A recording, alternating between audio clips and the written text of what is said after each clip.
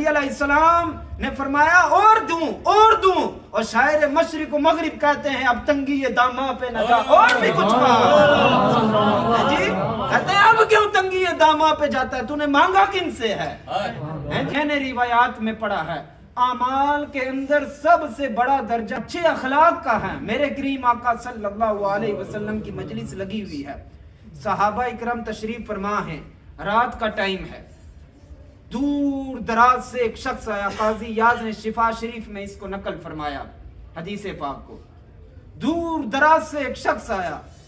اس نے آ کر کو جانتا نہیں تھا ایک روایت کے مطابق وہ مسلمان ہے دوسری روایت کے مطابق وہ مسلمان بھی نہیں تھا آیا بڑے دور سے گرد و غبار پڑا ہوا ہے داڑھی مبارک پر جسم پر دور پڑی ہوئی ہے تو پتہ یہ لگ رہا تھا کہ دور دراز سے آیا ہے آیا تو ڈائریکٹ آ کر عرض کرنے لگا یا رسول اللہ صلی اللہ علیہ وسلم کچھ عطا فرمائیں کچھ دے دیجئے جب نبی علیہ السلام سے مانگا نا تو سرکار صلی اللہ علیہ وسلم نے یوں ہاتھ مبارک اپنا اندر ڈالا اور جتنا کچھ تھا وہ اسے دے دیا اب اس نے آگے سے ایک جملہ کہا نقل کفر نباشد میں مفہوم عرض کر دیتا ہوں اس نے کہا بس اتنا ہی بڑا نام سن اب وہ بدو تھا وہ جانتا نہیں تھا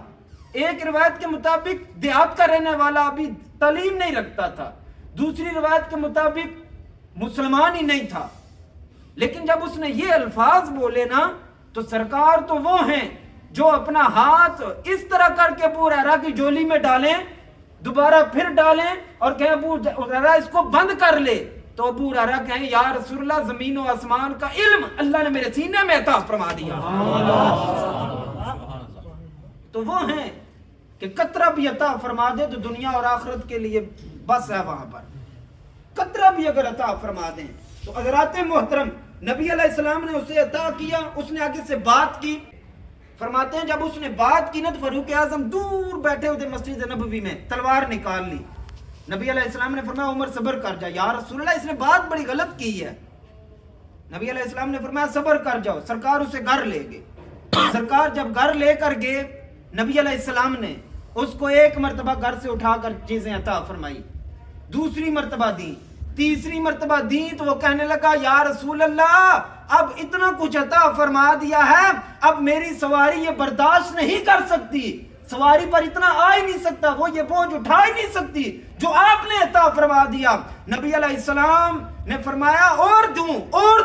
اور شاعر مشرق و مغرب کہتے ہیں اب تنگی یہ داماں پہ نہ جا اور بھی کچھ مانگ جی کہتے ہیں اب کیوں تنگی یہ داماں پہ جاتا ہے تو نے مانگا کن سے ہے جی اب تنگی یہ داماں پہ نہ جا اور بھی کچھ مانگ دے سکتے ہیں کیا کچھ کہ وہ کچھ دے نہیں سکتے یہ بحث نہ کر ہوش میں آ اور بھی کچھ مانگ اور جولی میں یہ وہ بول اٹھانا جی یہاں شاعر اور نصیر ملت وہ کیا بڑا خوبصورت نقشہ کھینچا انہوں نے کہا جولی میری تنگ تھی کیا مانگتا ان سے وہ تو کہتے رہے مانگ ذرا اور بھی کچھ مانگ اللہ اکبر عرض کرنے لگا یا رسول اللہ صلی اللہ علیہ وسلم وہ پہلے جملے کچھ اور تھے میرے ماں باپ آپ پر قربان میرا خاندان آپ پر قربان میرا کنبہ آپ پر قربان میرا مال میری جان میری عزت میری آبرو آپ پر قربان یا رسول اللہ اتنی تیز اللہ کی طرف سے آندیاں اور طوفان نہیں چلتے جتنی تیز آپ کی سخاوت چلتی ہے نبی علیہ السلام یہاں بات ختم نہیں ہوئی اب دیکھیں نا وہاں بات ختم کر دیتے اس نے بے ادبی کی سرکار کہتے ہو تو ایک تو منگنا پہ ہے تو آ کے جناب گلہ بھی پہ کرنے نا سرکار نے سینے سے لگایا گھر لے کر گئے نوازنے کے بعد جب واپس آئے نا فرمایا کہ اے میرے صحابی تو نے یہاں پر جو بات کیا نا کہ میری سخاوت آندھی اور طوفانوں سے تیز چلتی ہے یہی بات تو مسجد نبوی میں جا کر میرے صحابہ کے سامنے کرا سرکار ساتھ لے کر آگے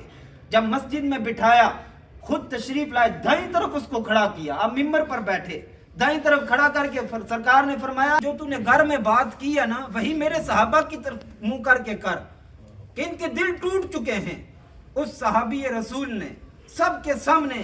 یہ بیان فرمایا کہ اتنی تیز طوفان اور آندھی نہیں چلتے جتنی تیز میرے محبوب علیہ السلام کی سخاوت چلتی ہے اب کیونکہ دل ٹوٹے ہوئے تھے تو جب دل جڑے نا تو سرکار نے توجہ فرمائی، صحابہ خوش ہو گئے، پہلے جملے پہ پریشان تھے، دوسرے جملے پہ جب خوش ہوئے تو نبی کریم رؤوف الرحیم صلی اللہ علیہ وسلم نے ایک مثال بیان کی، قاضی یاد نے شفا شریف میں بھی لکھا ہے۔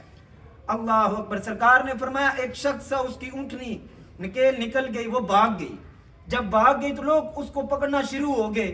کوئی اسے تیر مار رہا ہے، کوئی نیزہ مار رہا ہے، کوئی اس کے پیچھے لگا ہوا ہے، کوئی کدھر، وہ اونٹنی پکڑا ہی نہیں دے رہی تھی۔ کرتے کراتے اتنی دیر میں اس کا مالک آیا، مالک نے آ کر اس کو ایک سیٹی بجائی، ایک آواز لگائی، وہ اونٹنی ادھر رک گئی، اور مالک نے بغیر کسی مدد کے، کسی کی مدد نہیں چاہی، خود ہی جا کر اس کی نکیل ڈالی اور اس کو پکڑ لیا، فرمایا یہ اونٹنی میری ہے اور میں اس کا مالک ہوں، آپ لوگ کیوں اسے نیزے مار رہے ہو؟ نبی علیہ السلام نے یہ مثال بیان فرمانے کے بعد فرمایا میرے صحابہ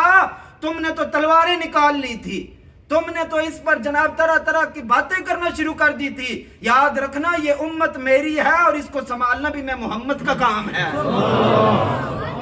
میں اس امت کو گلے سے لگاؤں گا۔ فرمایا امت جو میری ہے، پہلے کیا حالت تھی؟ جب وہ شخص آیا اس نے آ کر اونچی آواز میں باتیں کی، جب نبی علیہ السلام کی تربیت میں آیا تو اس وقت دل بھی نرم ہو گیا اور اس کے جملوں سے صحابے بھی خوش ہو گئے۔ تو حضرات محترم ہمیں بھی چاہیے، جہاں اور اچھے اچھے عمل کرتے ہیں، اخلاق بہت بڑی چیز ہے۔ انسان کتنا بھی خوبصورت ہو نا، کتنا بھی پیارا ہو، اگر اس کا اخلاق اچھا نہیں ہے،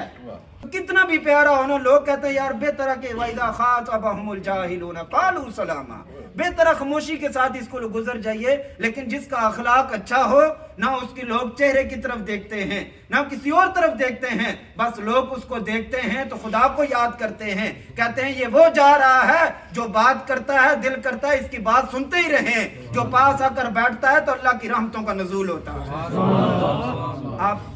ہمارے لیے دعا کریں، ہم آپ کے لیے دعا گو ہیں، اللہ ہمیں اچھے اخلاق اپنانے کی توفیق عطا فرمائے، حضرت صاحب کا سایہ تا دیر ہمارے سروں پر رب تعالیٰ قائم فرمائے۔